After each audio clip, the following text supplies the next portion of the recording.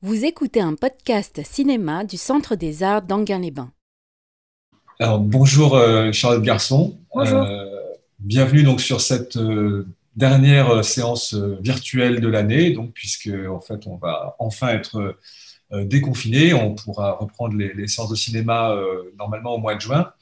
Et donc pour cette dernière séance virtuelle, on s'attache donc à vous présenter Victor Victoria de Blake Edwards, qui est donc un film de 1982 qu'on aurait beaucoup aimé vous présenter en salle, bien sûr, mais donc on vous mettra des liens pour pouvoir le visionner de différentes façons sur Internet. Et donc voilà, donc, comme d'habitude, cher garçon, je vais vous laisser la parole pour nous présenter le film pour cette vidéo d'introduction et on se retrouvera donc pour une deuxième partie d'analyse juste après.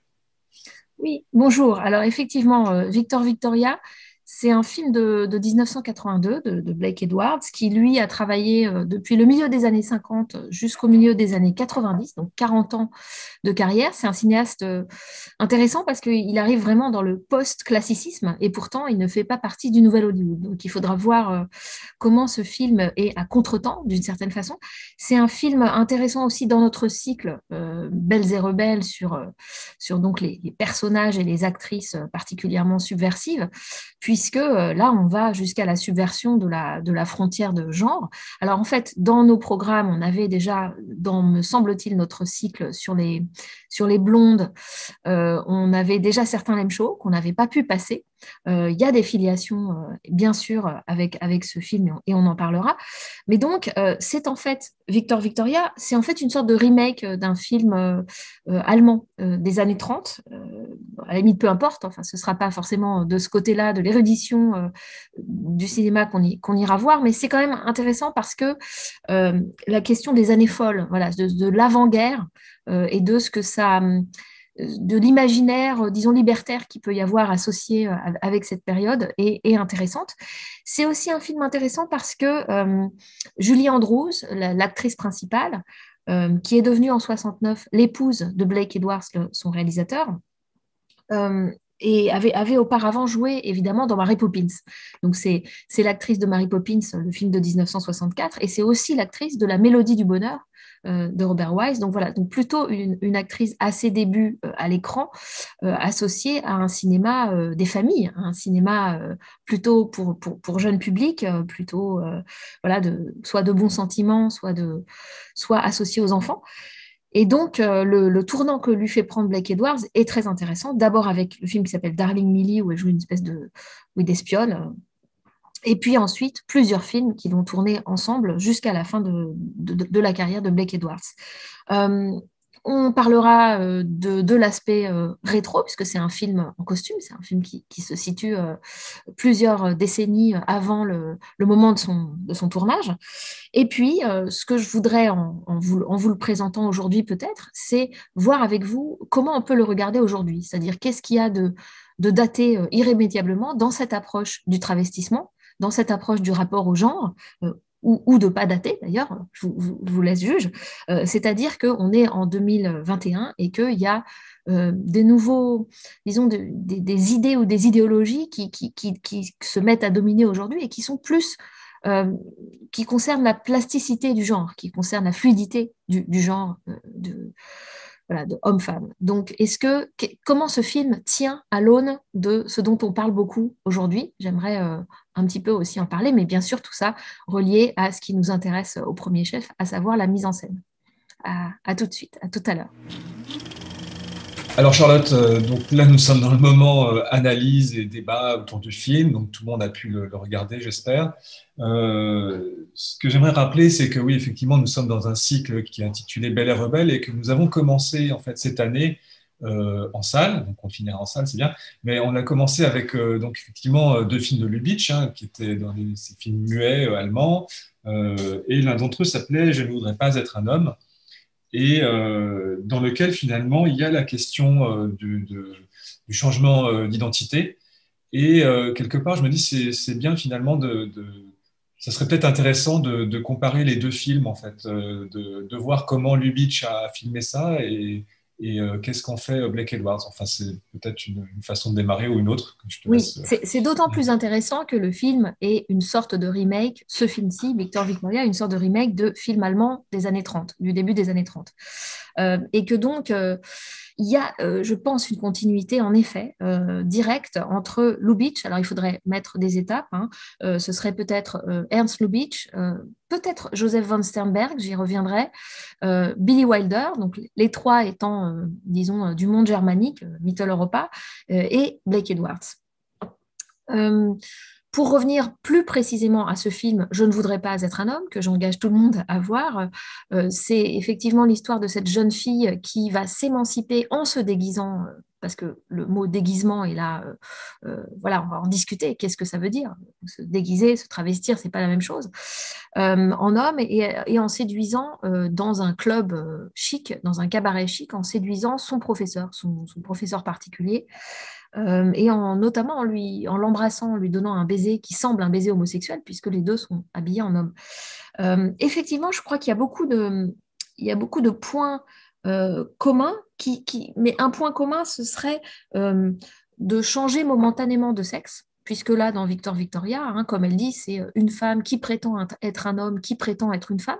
Voilà, c'est la formule du personnage du conte polonais créé par le personnage joué par Julie Andrews et par celui joué par Robert Preston, Toddy. Donc, c'est présenté comme étant une construction. Euh, mais en tout cas, il y a toujours un but à ce travestissement et il est souvent quand même momentané. Donc, on va voir comment la question de pérenniser le travestissement, qu'est-ce que ça veut dire dans Victor Victoria, puisque ça se pose de manière cruciale et quasi mélodramatique vers la fin. C'est-à-dire c'est la question, est-ce que je continue à prétendre être un homme qui se travestit, une femme qui se... Non, ça y est. Euh, une femme qui prétend être un homme qui prétend être une femme.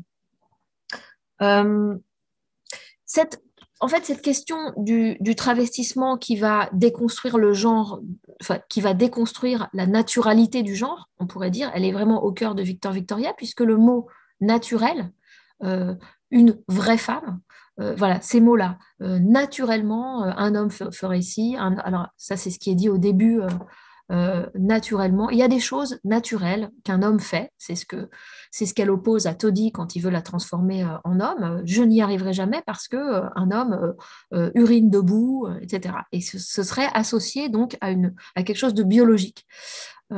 Et en fait, bien sûr, toute la suite du film, de manière un peu didactique sous cet aspect, consiste à déconstruire ce pseudo naturel biologique de l'homme. Alors, effectivement, il y avait ça chez Lubitsch, avec cette petite déception toujours à la fin du film, dans Je ne voudrais pas être un homme, par exemple, de la fille qui un peu trop rapidement retourne à ses habits de femme. Mais ce que montrait Lubitsch, c'est justement le plaisir qu'il y avait à ensuite redevenir une femme. Et à se dire, ben, effectivement, finalement, je ne voudrais pas être un homme. Mais finalement, après l'avoir été, après en être passé par là. Et ce que montrait quand même le film de Lubitsch, c'est que on a beau reprendre ses habits, il y a pas, c'est pas un statu quo en réalité. C'est une transformation que cette expérience a produite. Simplement, c'est pas une transformation, c'est pas une métamorphose sexuelle, c'est une métamorphose, disons, psychique, sociale, d'émancipation dans son rapport avec les hommes, dans les rapports amoureux qu'elle va pouvoir avoir avec les hommes. Donc, il y a bien une transformation du personnage, contrairement à ce qu'on pourrait croire. C'est pas parce que le personnage ensuite reprend ses habits de femme, et c'est ce qui va se passer aussi dans Victor Victoria, qu'il n'y a pas eu une transformation en profondeur, me semble-t-il. L'autre point commun avec le cinéma classique qui a abordé le travestissement, donc principalement ce film de Lubitsch, assez méconnu aujourd'hui, mais aussi bien sûr Billy Wilder, certains l'aiment chaud, qui est vraiment le film, disons, de la fin du classicisme sur le travestissement, qui touche là un point de subversion. On est vraiment à la fin des années 50 et on sent que le Code Hays est très très affaibli parce que c'est quand même assez osé, même si lui aussi s'inspire d'un film des années 30. Eh bien, le point commun, c'est qu'il y a toujours un traitement différencié du travestissement de l'homme en femme, en l'occurrence. chez Billy Wilder, c'est-à-dire que chez Billy Wilder, vous avez deux travestis, l'un joué par Tony Curtis et l'autre joué par Jack Lemmon, et il leur arrive pas la même chose. Ils réagissent pas de la même façon face à ce défi de se transformer en femme ou de se travestir, et pour l'un quasiment de se métamorphoser en femme. C'est-à-dire qu'il y en a un qui va, je dirais, renforcer ses atours de séducteur viril en jouant avec ses vêtements, en jouant avec le passage et le repassage aux habits d'homme. Et puis, c'est Tony Curtis. Et puis, l'autre, beaucoup plus intéressant évidemment, qui est Jack Lemmon, qui va, en quelque sorte, les vêtements de femme lui collent à la peau. C'est bien toute la fin de Certains Lame Show, avec la fameuse réplique finale « Personne n'est parfait hein », quand il avoue qu'il est un homme et qu'il lui est répondu « c'est pas grave, je t'épouse quand même, personne n'est parfait », qui trouve un écho dans Victor Victoria assez tôt dans le film, au premier baiser entre King et Victoria, où il dit « mais je m'en fous en fait, je m'en fous que tu sois un homme et je m'en fous que tu sois une femme ». Enfin voilà, donc ça vient directement de Certains Lame Show, c'est sûr, de Billy Wilder. Donc il y a déjà dans le cinéma classique, ou en tout cas post-classique, cette idée que le travestissement n'affecte pas de la même façon les personnages. Dans Victor Victoria, on a le personnage de Toddy qui est d'emblée la folle, qui est d'emblée montré comme quelqu'un tout à fait à l'aise dans son identité sexuelle, en tout cas dans son orientation sexuelle, mais qui va quand même être montré tardivement dans le film travesti. Mais vous remarquerez que le moment de travestissement de Toddy, c'est un moment traité comme étant, par lui-même, hein, comme étant purement comique, comme étant voilà, le plaisir du spectacle de travesti, qui a encore cours hein, de nos jours, c'est-à-dire où vraiment le pacte avec le spectateur, c'est l'humour. C'est l'autodérision, on ne cherche pas à être une femme belle, une femme voilà, c'est au contraire un humour qui est basé sur le décalage, sur la difficulté que peut avoir un corps masculin dans son côté massif, la voix basse, à essayer de singer ce qui serait une féminité. Donc ça, c'est le numéro de la Sévillane rejoué par Toddy à la fin de Victor Victoria, alors qu'on l'a vu une première fois voilà, accompli de manière très presque parfaite par Victor ou par Victoria, comme on voudra. En fait, cette dualité, c'est-à-dire le fait que quand on se travestit, en l'occurrence dans le cinéma classique, en tant qu'homme, quand on passe de homme à femme, le fait que ça peut soit provoquer le rire, la moquerie, etc., c'est-à-dire finalement accentuer le fossé entre ce qu'est les signes de la masculinité, les signes de la féminité, ou ça peut provoquer le trouble érotique, disons l'attirance, l'attraction, le trouble de l'identité, le vertige de l'identité. Eh bien, en fait, c'est déjà là, même dans ce film de 1915, qui est très beau, qui s'appelle A Woman, le film de Charlie Chaplin, et qui s'appelle en français Mademoiselle Charlot, où en fait, une première fois, quand il se déguise, oui, il se travestit en femme, il oublie de se raser la moustache. Et donc, on le voit, il est travesti, mais il a la moustache de Charlot, c'est très drôle. Et puis, en fait, une deuxième fois, il se rase. Enfin, donc, il enlève la moustache. Et là, en réalité, c'est une très belle femme parce que Chaplin, il était très, très beau. Et donc, c'est un peu comme Gaël Garcia Bernal c'est dans quoi? C'est dans La mauvaise éducation d'Almodovar, où c'est une très belle femme. C'est une femme très, très femme et très, très attirante. Donc, il y a déjà ces deux choses. C'est-à-dire que le travestissement peut prêter au rire ou bien au trouble ou bien, évidemment, les deux. Oui, alors justement, moi je voulais revenir sur le film de Lubitsch et que justement revenir sur le fait que le moment en fait où il y a un baiser entre le personnage féminin déguisé en homme et son professeur, je pense ça. En fait, à ce moment-là, lui en fait ne sait pas que c'est une femme. Donc en fait, il y a vraiment une transgression enfin, quelque part. Même si elle dure voilà, un moment. Mais ce qui est surprenant quelque part, c'est que dans le film de Blake Edwards, qui est quand même beaucoup plus récent, et je ne sais pas, peut-être à une période qui est censée être plus tolérante, en fait, il faut quand même attendre que le personnage de King ait découvert le poteau rose, en fait, pour qu'il y ait, en fait, sexualité, etc. En fait, il y a Mm. pas de véritable transgression entre eux, en fait. Et finalement, c'est dans les personnages secondaires, en fait, qu'on a ça. Je crois que c'est son garde du corps, hein, qui s'appelle Oui, Squash. Squash. Mm. Lui, il y a un coming out, etc. Enfin, il y a quelque chose de très assumé. Oui, Mais il y a diverses variations aussi de oui, l'homosexualité. Donc, il y a mais Tony ouais. qui est très Mm, assumé, mm, mais il y a aussi son mm, gigolo qui est bisexuel et dont il est montré qu'il est très vénal, Richard. Il peut mm, aller avec mm. des vieilles femmes Ouais. comme avec Toddy. Et puis, il y a Squash Mm. qui fait son coming out, effectivement, et qui quand même Mais révèle à King que on pourrait dire que les fairies, que les homosexuels sont partout. C'est-à-dire qu'il dit, mais justement, dans la boxe, il y a des homosexuels. C'est-à-dire, ne croyez pas que tout ce qui est apparemment socialement marqué de manière viriliste, en réalité, il ne faut pas se leurrer. Il y a des homosexuels dans tous les milieux, dans tous les... Donc, il lui révèle aussi quelque chose. C'est pas seulement qu'il fait ouais. son coming out. Mais disons, parce que je sais pas ton point de vue là-dessus, mais est-ce que finalement, Lubitsch est-ce que est-il plus subversif? non, mais est-ce que Beck Edwards, en fait, ou je sais pas, ou le scénariste n'a pas voulu aller trop loin, ou est-ce que finalement c'est quelque chose qui est vraiment construit comme ça dans l'histoire, en fait, Ouais. C'est très intéressant cette question parce que ça pose pour moi à la fois l'apport et les limites quand même de Blake Edwards en tant qu'auteur. Et je dis aussi auteur parce il est l'auteur de beaucoup de scénarios avec Richard Quine, qu'on a aussi croisé d'ailleurs dans nos programmes puisqu'on a montré Ma sœur est du tonnerre, My Sister Eileen, qui est écrit par Blake Edwards pour Richard Quine.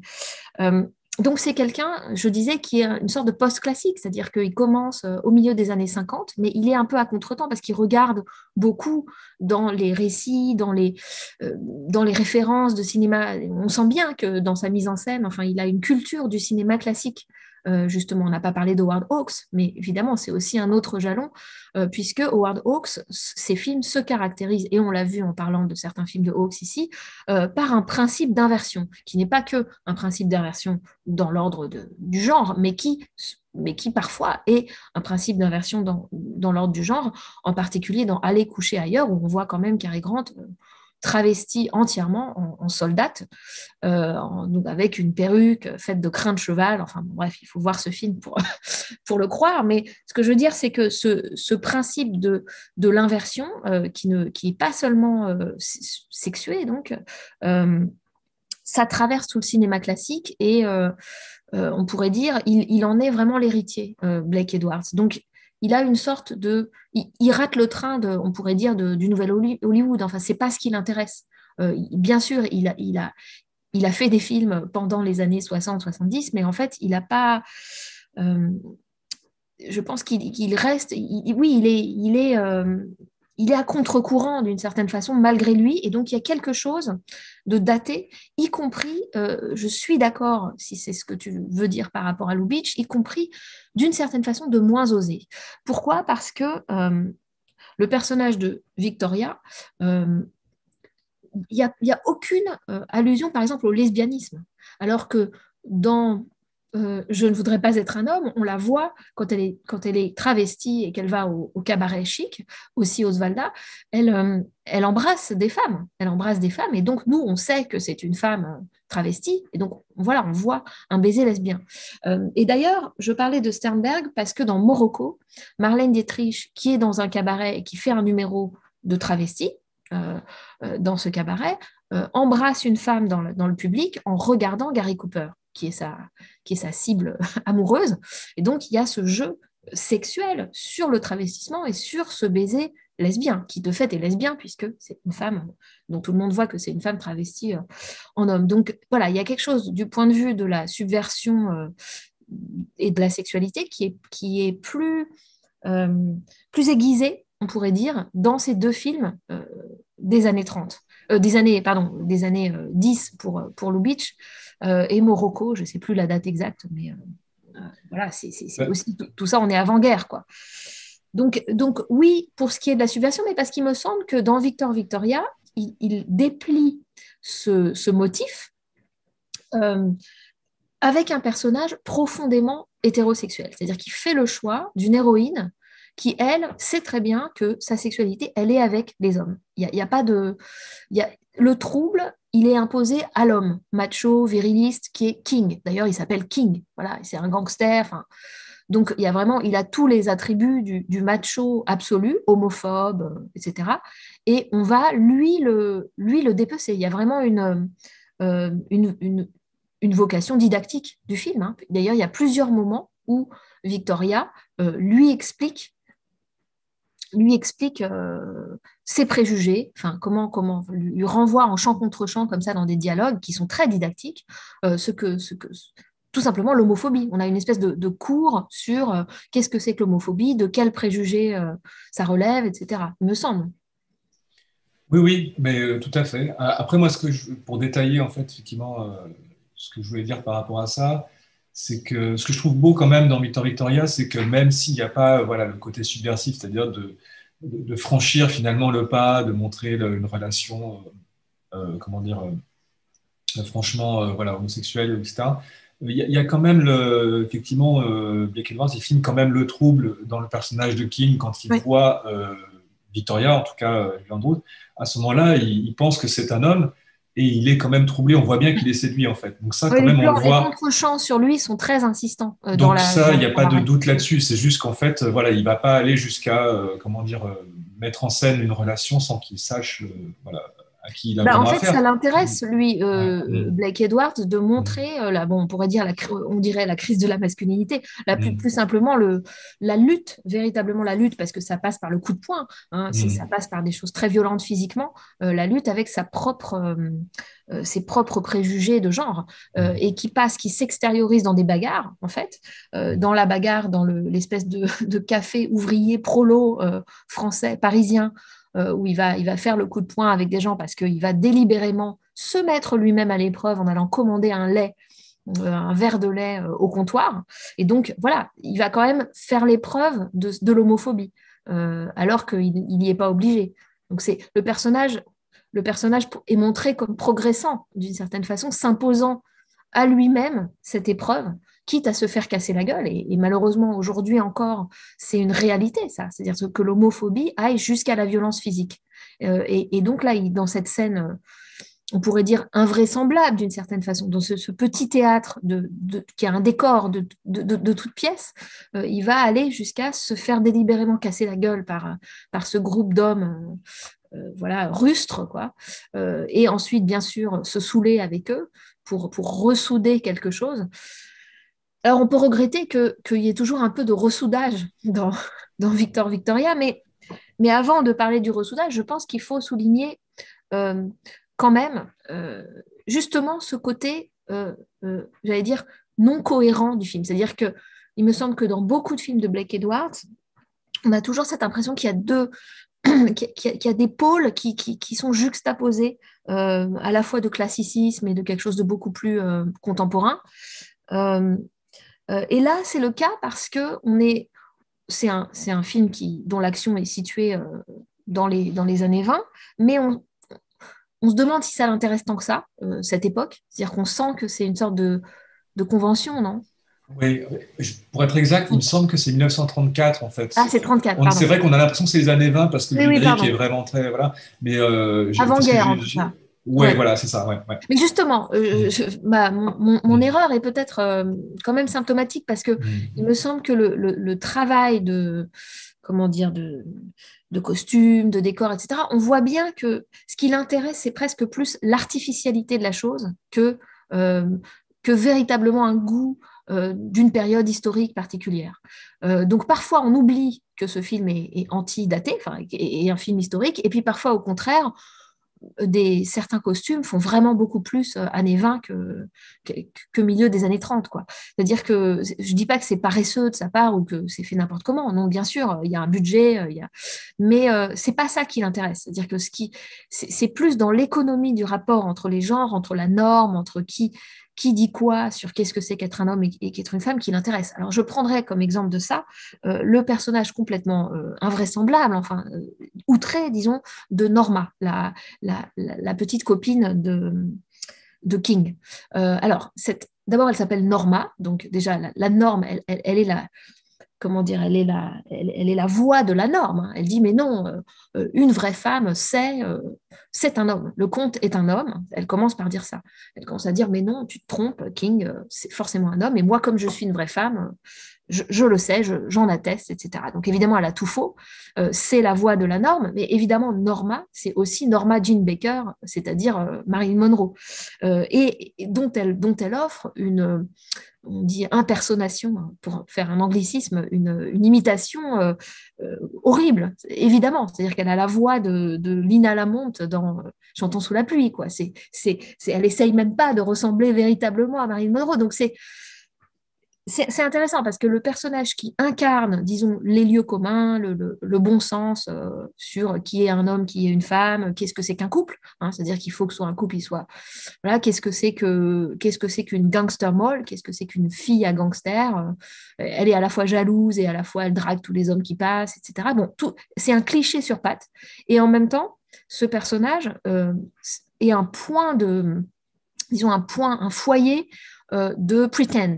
C'est-à-dire que tout le film est quand même là-dessus. C'est-à-dire que c'est un principe de déguisement général. C'est pas seulement le travestissement, c'est vraiment que en fait tout le monde est tout le temps déguisé, quoi, et avec plusieurs couches même. Et elle est, on ne le dit pas, mais elle est tout le temps déguisée en Marilyn Monroe. Oui, c'est-à-dire qu'en fait, elle n'a pas, malgré tout ce qu'elle affirme en fait sur la norme justement de son hétérosexualité, etc. En fait, elle n'a pas de profondeur en fait. Elle peut finalement se retourner assez facilement. Et enfin, en tout cas, moi, parce qu'elle n'est que masque. Enfin, oui, disons qu'elle est là. C'est un personnage qui n'a effectivement aucune profondeur psychologique, mais comme quand même beaucoup des personnages du non, film. mais même au niveau de l'identité, je veux dire. Enfin, ouais. Oui, et d'ailleurs, c'est pour ça qu'elle se dévoile, elle se met à nu dans cette scène très drôle et très slapstick. Il faut qu'on parle de ce comique qui est complètement à contretemps pour un film du début des années 80. C'est-à-dire là, on est vraiment dans le comique muet, sauf qu'il a en plus une subversion sexuelle qu'il n'avait pas toujours, disons, dans les années de muet. Donc cette scène où elle est très, très en colère parce qu'elle s'est fait renvoyer aux États-Unis par King depuis Paris. Et où donc elle marche dans le train et on n'entend pas sa colère parce qu'on la voit, nous, de l'extérieur avancer dans ce train et où finalement elle sort et elle arrive sur la plateforme avant du train où elle dit t'as encore rien vu, etc. Et où elle se met complètement à nu. Elle ouvre son manteau comme un exhibitionniste au coin du bois et où disons que cette mise à nu agressive, on pourrait dire, et quand même est quelque chose qui reste en tête. C'est-à-dire que c'est pas très drôle, mais c'est un moment, c'est un point d'accroche du film, me semble-t-il, sur justement ce rapport, cette idée que tout n'est que masque, enfin que tout le monde est masqué, mais pas dans le sens où il faudrait enlever le masque et trouver une profondeur, mais que la profondeur, la vie même, ça n'est que ça n'est que jouer un rôle au fond. Alors ça, on a ça beaucoup chez George Cukor, par exemple, mais de manière tellement plus subtile. Chez George Cukor, c'est très, très nuancé, même s'il a commencé avec un film comme Sylvia Scarlett, où là, c'est une histoire de travestissement, où Katharine Hepburn se déguise, se travestit en garçon. Mais ensuite, chez Cukor, tout ça est beaucoup plus l'idée que chacun joue un rôle socialement et amoureusement et infiniment plus nuancé. Elle va plus revenir de manière aussi agressivement liée au travestissement. Tandis que ici, c'est délibérément oui, stylisé, vraiment très, très, très, très stylisé. Et il faudrait peut-être parler de ça quand je disais que les films de Blake Edwards étaient des étranges, étaient assez composites. Et par exemple, Breakfast at Tiffany's, qui s'appelle Diamant sur canapé. Diamant sur canapé, à ça, c'est-à-dire on est dans les années 60 et on a déjà l'impression d'être dans une sorte d'Amérique de la révolution sexuelle, d'une certaine façon. Il y a quelque chose dans le rapport de couple, dans le rapport de Holly Golightly aux hommes qui est très moderne, enfin. Et en même temps, on a des moments de pur slapstick. Et la partie, ça n'est que du slapstick, on pourrait dire. Le film de 68, c'est un délire de saccage de décor qui est digne d'un Lubitsch. Ces scènes où on massacre, où le décor se fait complètement massacrer et où Et on retrouve ça dans Victor Victoria, bon, qui est moins virtuose, hein, qui est quand même un film moins virtuose de ce point de vue-là, parce que la partie a un dispositif, a un acteur unique, voilà, comique, qui est très très fort. Donc il y a un côté pur tandis que Victor Victoria est beaucoup plus un film qui joue avec des conventions, disons, et de la comédie musicale et du film en costume, voilà. Donc c'est plus dilué, on pourrait dire. Mais moi, il y a un lien en fait que je trouve assez direct avec Peter Sellers et l'inspecteur Clouseau. En fait, c'est qu'on retrouve un personnage d'inspecteur. Enfin, c'est un détective privé, je crois, un peu comique, du coup, qui se retrouve à chaque fois un doigt coincé dans le placard, je sais plus où, sur le balcon, etc. Et, enfin, moi, ça me fait toujours rire, mais Oui. finalement, il rappelle. Je pense que ça doit être délibéré en fait, il Oui. rappelle le personnage de l'inspecteur Clouseau. Oui, alors au-delà de la référence, disons, ou de l'autoréférence à la Panthère Rose, à l'inspecteur Clouseau, ce qui me semble intéressant dans ce petit personnage de détective, de rien du tout, parce qu'on ne croit pas une seconde qu'il va arriver à quoi que ce soit, d'une certaine façon. Il a un rôle dans le récit, mais c'est évidemment pas l'intérêt. Alors, c'est un peu comme le personnage secondaire de Norma, dont je disais qu'il y avait une espèce de point de capiton, là, quand elle se met à poil sur le train. Tout à coup, on se dit, mais qu'est-ce que c'est que cette scène? On dirait une chauve-souris. Enfin, c'est très bizarre. Il n'y a pas de fonction dans le récit, et pourtant, justement, par sa gratuité, on pourrait dire, ça nous reste. Et en fait, ça fait sens. Eh bien, il y a un moment similaire, me semble-t-il, dans le film, avec ce personnage de détective. Euh, c'est quand il arrive pour parler à Monsieur Labisse, dans ce cabaret chez lui qui est plongé dans le noir parce que le cabaretier est tout seul à son comptoir, et où il dit, voilà... et où l'abysse lui dit faites très attention, et où le détective dit mais je fais toujours très attention. Non mais faites attention parce que le tabouret là il est pas stable. Ah bon, et il s'effondre. Et ça, moi, c'est la scène, j'avoue, qui m'a fait le plus rire dans le film. Et je me suis demandé pourquoi. C'est-à-dire que c'est quand même un film comique par énormément d'autres scènes. Et pourquoi c'était cette scène-là qui me faisait le plus rire? Et au fond, je me suis dit que c'était l'essence même du slapstick. C'est-à-dire qu'il n'y a plus rien d'autre. Il n'y a plus rien d'autre. Il n'y a plus d'enjeu de sens idéologique, subtil, psychologique, de rapport entre les personnages. C'est un type qui est sur un tabouret et qui ne sait pas que le tabouret, dans une seconde, va chuter. Et la chute, le slapstick, c'est ça. C'est tomber, et c'est ça qui est drôle. Mais là, il n'y a plus que ça. C'est-à-dire qu'on a fait le noir derrière. C'est incroyable. En même temps, le slapstick, enfin, le burlesque, c'est aussi toujours la question d'un corps qui est jamais vraiment à sa place, quoi, dans un cadre et tout. Donc, enfin, je sais pas, c'est peut-être un peu tiré par les cheveux, mais enfin, disons c'est pas si éloigné que ça de la question de l'identité sexuelle, je sais pas. Enfin, alors, l'identité sexuelle pour le détective, pas vraiment. non, pas pour lui. Encore que le fait que, comme par hasard, ce soit son doigt qui soit coincé dans le placard et que craque en refermant le placard de la salle de bain, on entend vraiment le crack. Donc, c'est un comique de pur bruitage. Comme par hasard, c'est quand même très phallique. Ce serait pas son doigt, ce serait autre chose. Donc, bon, voilà, il y a ça. Il y a ça. Mais je suis d'accord sur le fait d'escamoter le personnage du cadre, c'est-à-dire comment faire sortir du champ quelqu'un. Bah, il suffit de filmer un comptoir et puis comme son tabouret s'effondre, on ne le voit plus, quoi. Il tombe en dessous. Donc c'est une façon de dire aussi exit ce personnage d'enquêteur qui doit finalement, devant la loi, prouver qu'il y a fraude. Alors, il va revenir une deuxième fois, il va revenir présenter sa facture dans le même contexte à l'abysse, et il lui écrase le doigt. Autre moment très drôle du film, où non seulement le doigt, ou donc autre chose, le doigt qui renvoie à une autre partie du corps, n'est-ce pas, a déjà été une première fois cassé, et il va être une deuxième fois castré avec ce coup de marteau. Donc là, c'est du cartoon pur, mais du cartoon quand même à connotation sexuelle. Mais ce que je veux dire, c'est que cette façon de congédier le détective, c'est aussi une façon de congédier le droit de la loi d'interférer dans ces affaires-là. C'est-à-dire que ça ne concerne pas la loi. Ça ne peut pas tomber sous le coup de la loi de savoir si le comte est vraiment un homme ou si c'est vraiment une femme. On est dans l'univers du cabaret, et donc dans l'art, d'une certaine façon, dans l'imaginaire, voilà. Alors, c'est pour ça que je te disais, qu'est-ce que ça nous fait en 2021 de voir ce film? Parce qu'on parle beaucoup en ce moment de gender fluid, de fluidité entre les genres.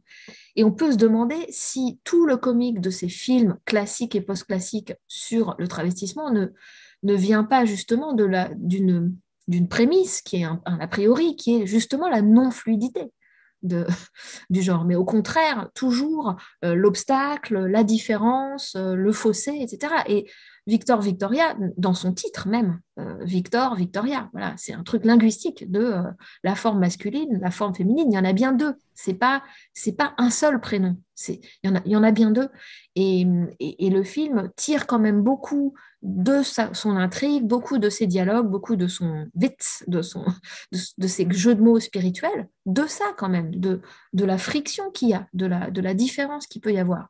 Donc comment est-ce qu'on peut aujourd'hui le voir alors que d'une certaine façon, il est ringardisé par cette hypothèse contemporaine qui serait qu'en fait, il y a un continuum homme-femme. Je pense que cette idée qu'il y aurait un continuum euh, entre les sexes est quand même bizarrement abordée dès le début en réalité.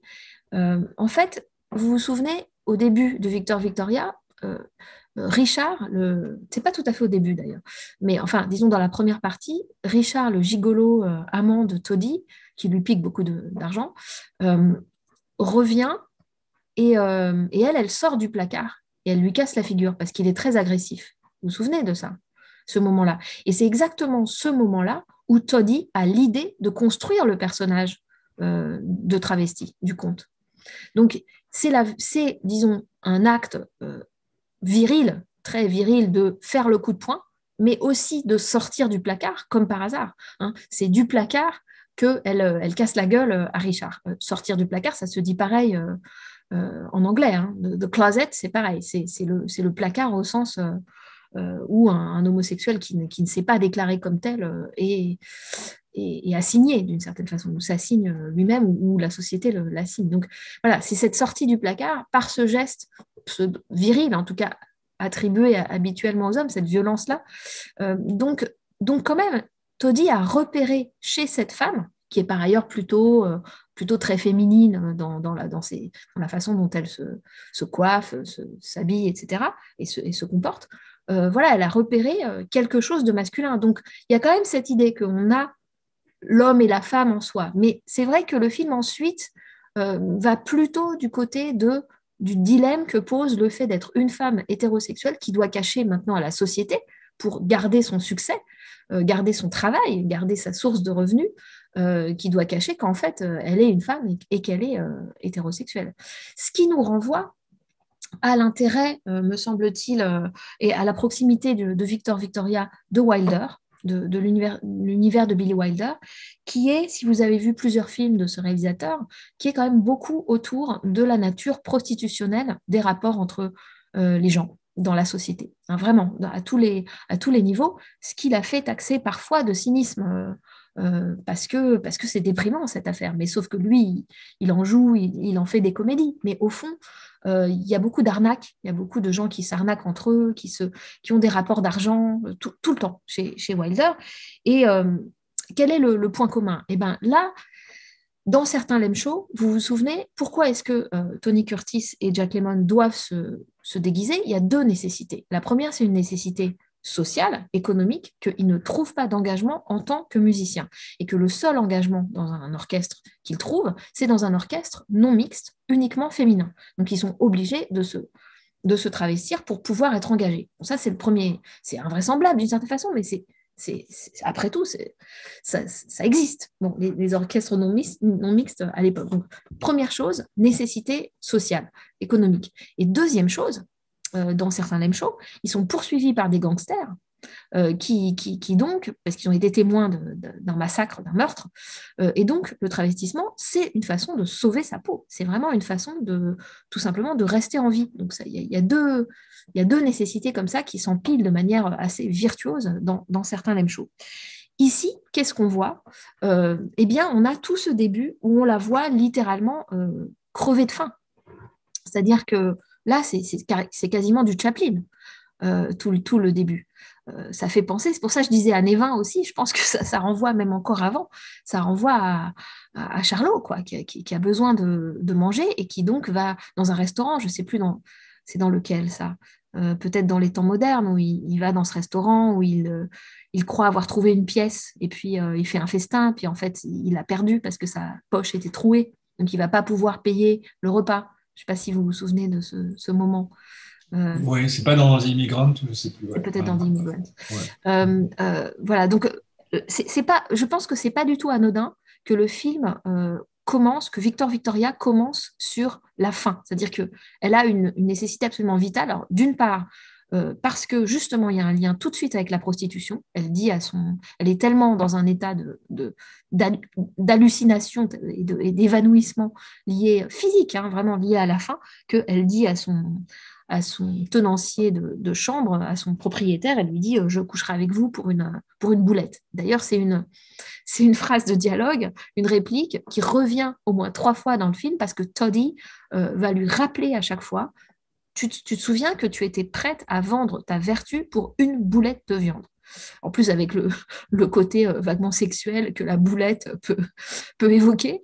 Donc, voilà, c'est montré au début qu'il y a un risque quand même très physique lié et que le travestissement va être une solution, y compris économique, sociale, enfin, c'est pas psychologisé.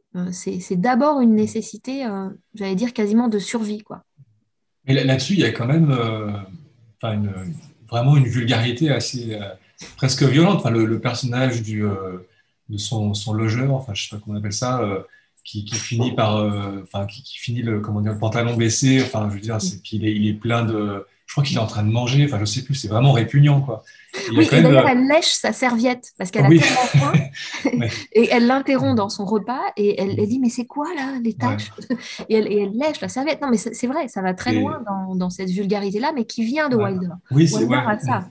Wilder a Wilder ça. aurait pu le faire dans un autre, enfin, peut-être pas à l'époque, mais en tout cas, on sentait qu'il pouvait tendre vers ça. Enfin, Alors Wilder, mm. effectivement, il a cette, notamment dans Embrasse-moi idiot, par exemple. Voilà, il y a des films où cette vulgarité-là, et d'ailleurs c'est l'objet, cette lourdeur et cette vulgarité sont l'objet d'un livre qui s'appelle Gravité, écrit par Emmanuel Burdeau sur Wilder. Sur cette idée qu'il ne faut pas escamoter ça chez Wilder, mais qu'il faut au contraire le prendre comme quelque chose de central Ouais, dans parce qu'en fait, son cinéma. on lui a beaucoup reproché, en fait, c'est ça, au niveau de la critique, ce côté vulgaire ou cynique, hein, c'est ça. Mm. Hein. Et si vous voyez Irma la douce, qui est un film auquel Victor Victoria fait aussi beaucoup penser, parce que c'est aussi un film très studio, très Paris recréé en studio, et où il y a des scènes avec des prostituées, notamment il y a une scène dans un panier à salade, là, le car de police dans lequel on met les prostituées avant de les relâcher évidemment le lendemain, et avec, comment il s'appelle, Jack Lemmon, parmi qui est un gendarme débutant et qui est tout affolé d'être au milieu de femmes à moitié dénudées et dont il sait que l'activité sexuelle est intense. Et donc, le comique est basé là-dessus. Et il me semble que dans Victor Victoria, il y a aussi ces effets-là. C'est-à-dire qu'il y a cette... clairement, il vient de ces films-là, de ces effets-là de friction, quoi, de mettre un personnage hétérosexuel avec des gens qui n'ont pas le même rapport à la sexualité que lui, etc.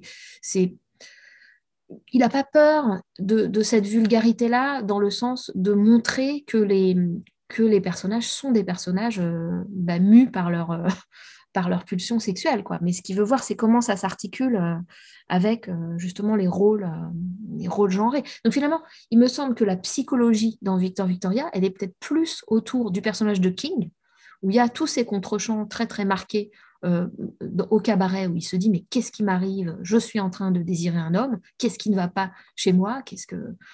Et c'est plutôt là-dessus et sur la progression de son trouble et de comment voilà, il évolue par rapport à ça, que porte la psychologie de Victor Victoria, plutôt que finalement son personnage à elle ou le personnage de Toddy, qui est un très beau personnage, je trouve, Toddy, mais qui n'évolue pas en réalité. Il est là, c'est une sorte de pilier, en fait. C'est une sorte de pilier. Je suis l'homosexuel assumé qui s'est installé à Paris parce que c'est le gay Paris. Hein, c'est sa première chansons. On n'en a pas parlé du fait que Victor Victoria est malgré tout une comédie musicale, mais c'est cette catégorie de comédie musicale qui est un backstage musical, c'est-à-dire qu'on ne se met pas à chanter comme ça dans la vie de manière non réaliste. Ce sont des numéros qui sont faits dans des cabarets.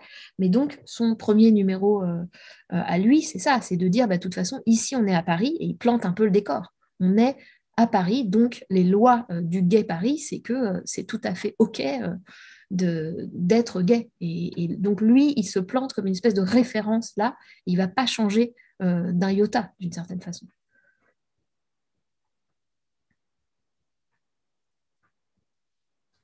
Ah, pardon, vous ne m'entendez pas. À ce stade, moi, j'ai plus trop de questions sur le film. Après, j'aurais peut-être envie de recommander aux gens qui ne connaissent pas Blake Edwards d'aller voir ses autres films, et il en a fait énormément. Particulièrement, on a évoqué La Partie, en fait, qui est quand même un de ses chefs-d'œuvre les plus connus, mais qui est vraiment voilà, un très grand film. Et puis, moi, j'aime beaucoup quand même la série des Panthères Roses, effectivement, avec Peter Sellers. Euh, et puis il y a un film qui est moins connu qui s'appelle Elle, Ten en anglais, de 79, que j'ai beaucoup aimé. Et dedans, il y a une scène en fait qui est accompagnée par le boléro de Ravel, en fait, qui m'a beaucoup fait rire. Je n'en dis pas plus, mais je ne sais pas si tu l'as vu, mais moi je recommande en tout cas voilà, à tout le monde. Et puis il y a Dans la peau d'une blonde, où c'est quand même un gros macho qui se retrouve oui. réincarné dans une femme et où ça colle pas pour lui. Enfin, c'est une lutte. Donc ça, ce serait un écho à Victor Victoria. Mais ce qui est là encore, je trouve que Blake Edwards, bon, il y a un côté malgré tout mineur. Enfin, c'est intéressant. On ne montre pas que des chefs-d'œuvre, mais c'est vrai que Victoria est parfois présenté comme son chef-d'œuvre. Et bon, moi, je trouve que c'est un petit peu exagéré d'une certaine façon. Mais ce qui est quand même très touchant, c'est quand même cet accord un peu grinçant entre le burlesque et la mélancolie. Alors on pourrait dire qu'il y a toujours de la mélancolie dans le burlesque, on pourrait en trouver chez Keaton, etc. Mais moi je trouve que, d'ailleurs il a travaillé avec Mac Carey sur des Laurel et Hardy. Il y aurait peut-être du côté de Mac Carey quelque chose à trouver de cet alliage entre mélancolie et comédie amoureuse. Voilà, on a déjà parlé de Elle et lui il y a des années, mais c'est beaucoup plus doux amer chez Blake Edwards, mais en tout cas, c'est quand même un drôle d'alliage de ce côté très burlesque, très stylisé, très cinéma muet finalement, puisque la scène du cafard, on pourrait la trouver dans un film muet, et en même temps cette mélancolie et qui est liée à une forme de réalisme, et notamment de réalisme du désir, c'est-à-dire que là dans Victor Victoria, elle fait tout un cours sur la déconstruction de la naturalité du genre, et en même temps elle nous dit mais moi, j'y peux rien, j'ai envie d'avoir une relation, j'ai envie d'avoir une liaison avec cet homme. Donc elle désire quand même un type qui a tous les attributs de la virilité le mâle alpha, voilà. Et il nous montre comment même il y a quelque chose de déchirant à ça, et que c'est quand même la condition humaine. Donc on pourrait dire que Nobody's perfect, la phrase finale de certains Lem Show, là est comme intériorisée. C'est-à-dire que ce serait elle-même, ce serait le personnage qui se dirait à lui-même, bah voilà, je suis obligée, la condition humaine, ce serait de devoir vivre avec non seulement le corps, non pas le corps tel qu'il nous a été donné, parce qu'on peut le modifier, on peut se travestir, on peut réussir en se travestissant, etc. Tout n'est que faux semblant, donc on a le droit de participer à ce jeu, mais par contre, ce qui nous est présenté comme beaucoup plus un donné à subir et presque à subir comme un martyr, enfin, c'est la réalité de son désir, de son orientation sexuelle et de ses pulsions. Donc c'est beaucoup plus là la mélancolie ou une forme de tragique est vraiment au point de sexualité, quoi, et au point de désir. Et je trouve que ça, c'est de ce point de vue-là, il va quand même assez loin, avec l'air de revenir au statu quo, parce que finalement, dans Victor Victoria, c'est la constitution d'un couple hétérosexuel. Si on regarde comme ça de manière superficielle, c'est la constitution d'un couple hétérosexuel entre King et le personnage de Julie Andrews.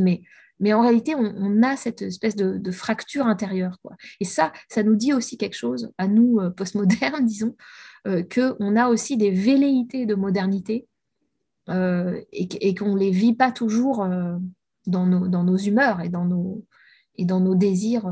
Donc il y a quelque chose de là d'assez mystérieux. Oui, bah, je sais pas, tout simplement qu'on peut pas commander le désir, en fait. Ouais, je sais pas. Oui, Ok. et que le fait qu'on ne puisse pas le commander, des gens comme Lubitsch, Wilder, euh, Hawks un peu moins, parce que Hawks, c'est tellement une mécanique efficace que ça résorbe un peu tout parfois.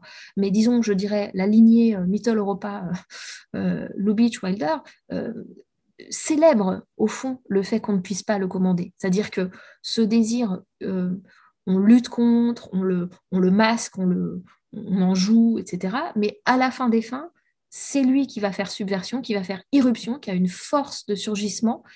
Et ça se traduit, hein, parce que là, on n'est pas en train de parler de sujets sociétaux, hein, on parle de cinéma et on parle de mise en scène. Et ça se traduit exactement dans le saccage du décor. Vous regardez, il y a plusieurs films de Lubitsch dans lesquels le décor est complètement saccagé. Euh, Wilder, on trouverait aussi des exemples, et surtout ici dans Victor Victoria, il y a plusieurs fois le cabaret chez lui qui est absolument, il y a une scène de bagarre qui rase absolument tout à l'intérieur du cabaret. C'est pas rien parce qu'au début, cette première scène de bagarre, c'est d'emblée quelque chose de très violent. C'est pas, regardez, il y a une scène de bagarre. Ça, on le voit dans le restaurant, où c'est traité en muet, on est très très loin, la caméra est très loin du restaurant, on n'entend pas, et c'est comique d'ailleurs, on voit que le cafard a créé une bagarre générale. Bon, c'est drôle, mais c'est un certain type d'humour. Mais par contre, dans la scène du cabaret chez lui, où Toddy, en fait, insulte Richard par vieille dame interposée, on pourrait dire, en lui disant, mais dis donc, t'as pas honte d'amener ta mère dans un lieu pareil. Évidemment, c'est pas sa mère, c'est sa cliente. Et donc, ça commence la bagarre. Et en fait, la bagarre ne laisse rien. C'est-à-dire qu'il faut aller au bout du saccage, du vandalisme absolu. Et il ne doit pas rester une seule chaise vaillante. Et c'est pour ça que la petite scène du tabouret slapstick dont on a parlé, qui arrive comme une espèce de dernière goutte d'eau, il ne reste plus qu'un tabouret dans ce lieu. Et même ce tabouret finit par tomber. Donc, c'est quand même quelque chose de très radical que, l'air de rien, Beck Edwards reprend d'une époque ancienne, mais mène vraiment jusqu'à sa fin absolue. C'est-à-dire que la fin absolue, ce serait que le plan soit noir, que les deux aient disparu du plan et qu'il n'y ait plus de décor du tout. D'une certaine façon, on y pense. C'est un peu ce qui arrive. Donc, ce que je veux dire, c'est qu'il y a deux rythmes, il y a des temporalités mêlées dans Victor Victoria qui font ce côté composite et l'intérêt. Et il est imparfait, hein, nobody's perfect, mais il est ce qui le rend étrange, enfin, qui lui donne des aspérités. Il y a le film à la Cotton Club, enfin, disons la reconstitution de cette période, bon, très bien. Il y a le côté slapstick, il y a la mélancolie dont j'ai parlé, parce que bah, le désir, il peut être bêtement pour un macho. On a beau être une féministe, et on en parle en ce moment, on peut désirer des choses pas du tout féministes. Bon. Donc, et tout ça est dans le même film et dans quand même un film qui a aussi l'apparence, malgré tout, d'une comédie musicale. Alors, d'une comédie musicale grand public, peut-être pas tout public, puisqu'il y a tout ce contenu sexuel, mais quand même, ça a une vocation d'être un film, c'est un film à budget important, voilà. Donc, tout c'est cet aspect composite qui me semble particulièrement riche et au fond qu'on trouve déjà dans les films de Richard Quine, qu'on trouve toute cette traîne, on pourrait dire, du classicisme qui est très impure et de ce fait très intéressante. Eh ben, écoute, tu me laisses sans voix, je n'ai plus rien à ajouter. Trop parlé. Mais non, mais c'est chouette parce qu'on a vraiment l'impression d'être allé au bout du film. Là, on va jusqu'au saccage absolu. Ah ouais. Peut-être qu'il n'ose pas finir là-dessus, mais il faut se souvenir de ces vandalisations. Parce que même si il y a des ressacs et qu'elles sont recouvertes après par des choses plus convenues, en réalité, cette radicalité, elle y est, quoi. Non, mais ce qui m'étonne là, en fait, je réagis un peu à chaud, mais c'est ta remarque sur la mélancolie, en fait, par rapport au fait que le désir, effectivement, ne se commande pas, en fait. C'est vrai que c'est étrange par rapport au film de Lubitsch où, comme tu dis, il est plutôt célébré, en fait. Enfin, ça donne, en fait, une interprétation au film, à Victor Victoria, qui ouais, qui est assez curieux Ben, en en fait, fait. Mm. Toddy porte Mm. dès le début cette mélancolie en quelque sorte. Mm. Enfin, il explique que la première femme avec laquelle il a couché, ou non, la dernière, mais Mm. qui était peut-être aussi la première d'ailleurs, avec qui il est couché, avait une pomme d'Adam. Donc ça, voilà, c'est d'emblée, on pourrait dire, il vit son homosexualité à la fois très tranquillement et à la fois, on pourrait dire qu'il y a quand même un point originaire où il l'a découverte et où il a bien dû accepter la condition humaine. Mais on retrouve, comment dire, on retrouve presque des espèces de leçons de vie, c'est horrible de dire ça, mais qu'on cherche malgré tout, en tout cas qu'on reçoit, auquel on est plus ou moins réceptif quand on va au cinéma. Bon, voilà, cette espèce de valeur morale au sens d'une morale individuelle qu'on pourrait y trouver. Et je pense au fleuve qu'on a montré dans un cycle précédent, le fleuve de Jean Renoir, où il y a une espèce de tentative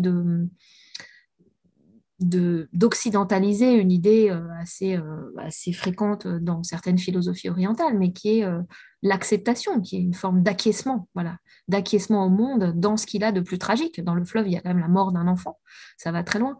Alors là, c'est plus autour de la sexualité dans Victor Victoria, mais c'est cette idée à la fois et ça, il n'y a que les fictions, il n'y a que l'ambivalence de fiction, et notamment de fictions très composites comme celle-ci, qui peuvent faire passer cette complexité-là. C'est-à-dire à la fois de ne pas accepter le donné physique, on est un homme ou on est une femme, bah non, c'est plus compliqué, on peut construire d'autres identités plus troubles, et à la fois quand même de l'accepter.